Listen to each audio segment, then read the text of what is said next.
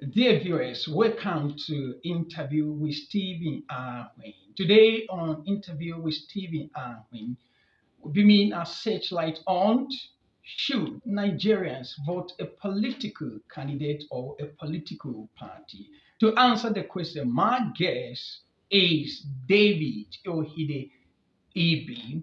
He is a political analyst, a football administrator, and coordinator of Vantown Football Academy, Vandika, Benue State. He studied radio and television broadcasting at the Lagos State University School of Communication.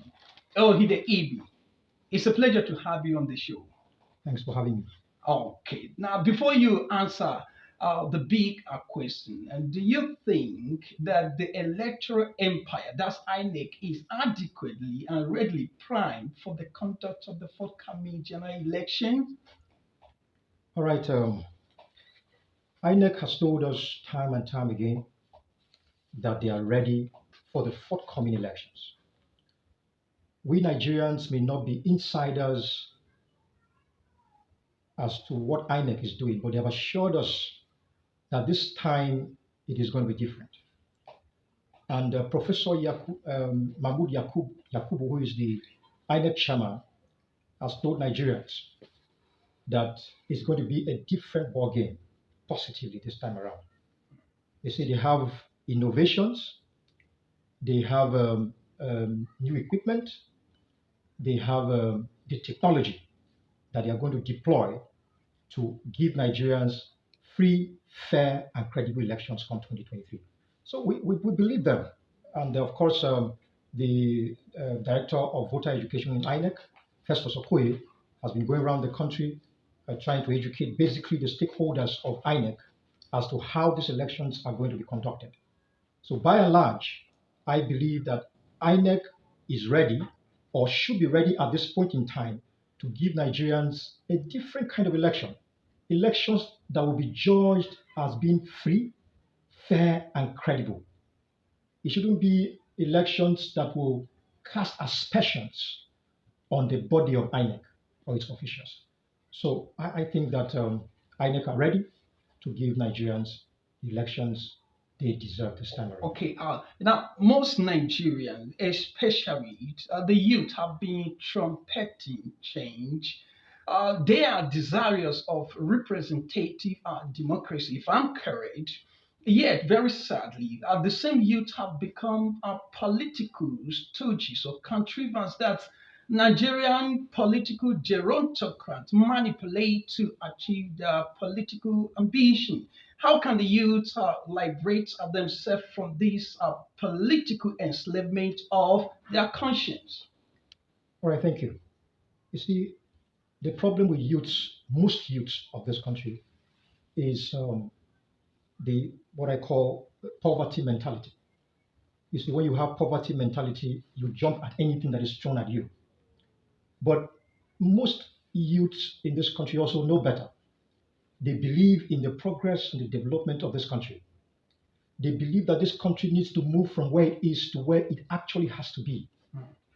And so they try to do things right. But for the other youths who believe that 5,000 is okay for me to follow a certain politician and turn things negatively, they collect peanuts, they collect monies that are not enough to pay their bills or their family's bills, and then they go causing all kinds of trouble in the political arena. My advice to the youth this time is that they should channel their energies positively. Now, we are looking at a Nigeria that will compete favorably to the other developed nations. We are still called a developing nation. But Nigeria has the capacity, Nigeria has the resources, human, material, and otherwise, to be able to rank among the developed countries. Is it the oil? Is it all the resources that God has deposited in this nation for us to use and develop our country? These things are underutilized. But you have a set of people, basically politicians, who feel that once it comes to election time, they can use some of these youths that have that poverty mentality to manipulate the process in their own favor. This is exactly what is happening in this country. Mm. But I want to implore the youth, because we want change that is going to be permanent, Mm. please do not accept peanuts. 100,000 naira is not enough to pay your bills in the long run. Mm. You may be selling your conscience, you may be selling the future of yourself and your children, because 4 years will be 4 years of doom and of gloom for you and your family. Mm. They will go and enjoy themselves once they use you. So I want to urge the youth this time, do not be used. Do not accept to be used. Look at the political scenario very well and know where you fit in Mm. positively. I think that will go a long way Okay. in righting the wrongs. Now, not too long from now, Nigerians will be going to, the polls to elect that president who will pilot the face of the country for the next 4 years. The question is, should Nigerians vote a political candidate or a political party? Oh, simple. You see, political candidate or political party. The candidate comes under a political party. Okay. Now, the most important here is not the political party. The most important here is the political candidate. Mm. He's the one that the electorates will be dealing with at the end of the day when the elections are conducted, not the political party. The political party is only a platform to which a political candidate comes under to contest elections. Mm. Now, Nigerians are yearning for change. They are yearning for change. This country has to move from where it is to where it is supposed to be. So we can't be overly talking about political parties when we should be talking about political candidates. So for me, political candidates should be the people that we should beam our searchlight on. Why? Because they are the ones that will deploy the knowledge they have, the wisdom they have, and the leadership they have to take Nigeria to the next level or the next positive level, I must say. Now, unfortunately, very regrettably, general elections are imminent, and it's rather unfortunate that some Nigerians have not got their voters' card yet. Do you think it's too late for them to get theirs? All right. You see, not quite long ago, there's some pressure groups that were canvassing that the time for issuing voters' cards should be increased for Nigerians. That was around November or so, and they based their argument on the fact that most Nigerians still do not possess their voter cards yet. And I think I agree with them. This country, sometimes things just happen haphazardly. You know the population of Nigerians, over 200 million people, and then you capture just about 30 to 40% of the population of the country, and you think you would do or conduct elections. It's not really proper. So I felt INEC would have done more to get most Nigerians franchised instead of getting them disenfranchised. Enfranchise them, so that most Nigerians will still be able to vote in 2023. So, but at this point in time, I don't know the timetable of INEC. I don't know what they are doing to increase, because elections are almost around the corner. Yes, sir. We just have January, and then in February we're having the presidential elections. So I don't know whether INEC will find a way of getting those that may be disenfranchised so they can be enfranchised to vote in the 2022 elections in this January. Now, let me pick up on this. Truthfully speaking, electoral integrity has been so far from us. If I must be blunt, now, what can be done in order to convince countries like America and Britain of the integrity of our elections? All right. When we started this interview, you asked the question about how ready INEC are to conduct the 2020 general elections. Yeah. Now, it depends largely on the readiness of the election umpire in giving credible elections. Now, the integrity of elections is very important. That is why in most elections, you understand, we have a lot of foreign observers coming to observe the elections in countries, especially developing countries, because they know that there may be some form of manipulation here and there.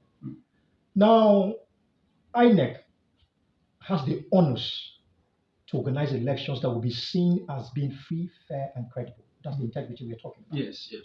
And so you will have these developed countries, like you mentioned, America, Britain, France, and all these ones coming to the country, bringing, deploying their own people to come observe the elections. The essence is to see whether what the umpire is saying, that we will deploy innovations, we deploy technology that will reduce rigging to the barest minimum, if not eradicate it completely. They will want to see whether what INEC is saying is actually what they will also do. So that's a prayer of Nigerians. That's my own prayer as well. Because sometimes I see INEC, they say Independent National Electoral Commission, but sometimes I see them as not being independent Yes, in the strict sense of the word.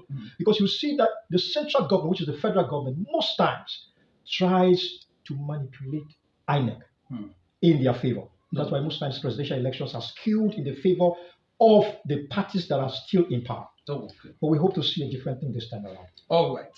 Now, very briefly and quickly, as the country prepares to go to the polls, what advice do you have for the voters? All right, simple.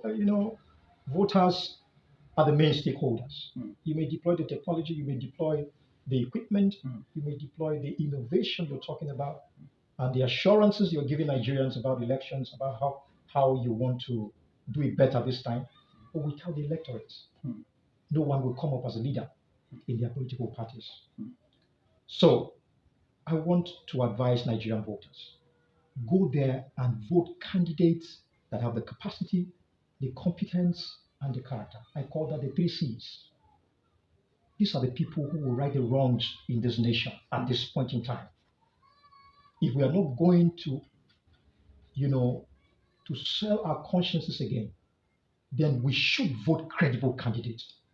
And if you look around this nation today, you will see a whole lot of credible candidates, from the presidential candidates to the governorship candidates, to the House of Assembly and House of Representative candidates. You will see people who are good. And you will also know the people who are bad. Go to the polls with your voter cards and vote credible candidates, so that your future will not be mortgaged in the next 4 years. David Iohide Ibe, I must say thank you for being on interview with Stephen Arwin. Dear viewers, this is where we take a wrap on today's session of interview with Stephen Arwin. I hope you enjoyed this interview session.